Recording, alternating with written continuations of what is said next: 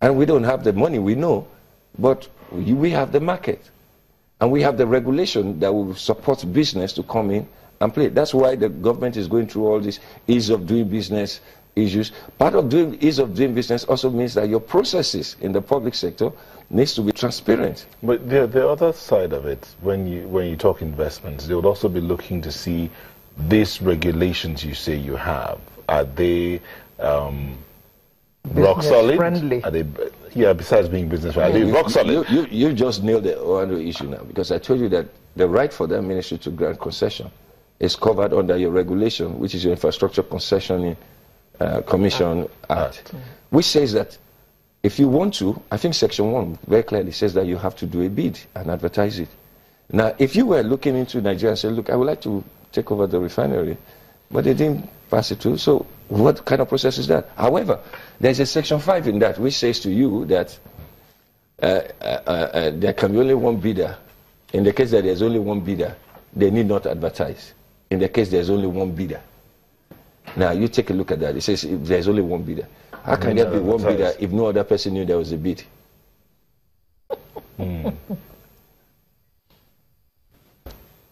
Processes. So if you throw it open and only one person bids, then what happens? Exactly. You've done everything right, because the pre-qualification means that fulfilled all others righteousness are not able to qualify to go for the bid. That's exactly the point. That means we can see clearly what the deliverables will be. And then they will get a reward for the risk they've taken. They may, for example, have looked at it and say, oh, we don't have enough funding, so they go find the partners who can do. So part of the question is that where's the evidence of the funding is in place. Yeah. 2, they now say to them, so we may not have this. They go find the person, and then they take the risk. And together. So they come in and put in the bid. If nobody is able to take the same risk as they're taking, they should get the reward for the risk. But then the country also gets something else. The company knows that, given the criteria we've set, they will meet it because we've confirmed it to be true. That's the whole thing. The other side of it, your regulations being rock solid, are you committed to that concession arrangement that you've done? I mean, you talked about we've done concession in Nigeria. There are models of concessions that have been carried out in Nigeria and have been successful. Now, the question will be, would the government be committed to that concession? No, this thing is not, we can't reinvent the wheel. Some concessioning works particularly with certain sectors. Some models work with certain sectors better than with others. But we're talking about the oil industry. It's been around forever. And we want to revamp it. And there are models, there are best practices around it now. There's nothing we're reinventing here. So let's just stick to the best practice. That's it. There's not, the critical thing is this, which is the takeaway. One administration gives an award, another administration comes and reverses it. One administration gives a job, another one comes in and does a probe. One administration does one job, another comes in and puts the FCC around everybody. At some stage, this normalization of absurdity has to end at some stage, because it's just like a revolving door. There's no progress, there's motion, no movement.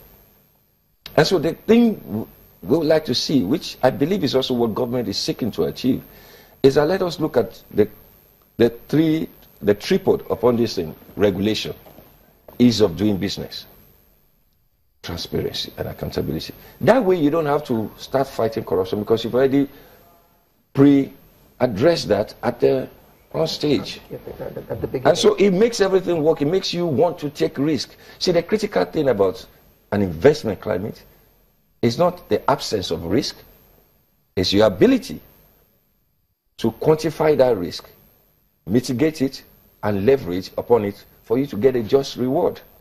And that's what business is like. If the risks are such that they cannot mitigate, then they don't invest. But the greatest risk is that there needs to be that trust factor, which is what we call about the transparency process. I mean, it's not like we are calling everybody Femi and Co to come and bid. We will not qualify. Certain people will not qualify. The pre-qualification is critical. Just publish it and it's out. The process is announced and it's gone. And you can see what we've done. We've done these examples in different other aspects of the country that has worked. In those areas we don't do it, we always suffer. So I think the takeaway for us is about the importance of the process in building a trust and an investment climate, that accountability is already pre-worked into the process. It's not something we do afterwards. It's something that's been pre-worked. And that is the benefit the private sector brings into this whole game, to raise it. And to be honest, they are competent, solid professionals inside the public sector, especially in this particular sector, who understand how these things are done. We should just do it. That's a good place to anchor this discussion this morning. We have been having a chat, and a very interesting one indeed, with the Chief Executive Officer of ProShare Nigeria Limited, Mr. Femi Awoyemi. Our other guests didn't turn up, but I think Mr. Awoyemi did very well on his own. Thank you very much for coming, Mr. Awoyemi. Thank you. Yes, Sunrise will be right back with another interesting conversation. Make sure you join us.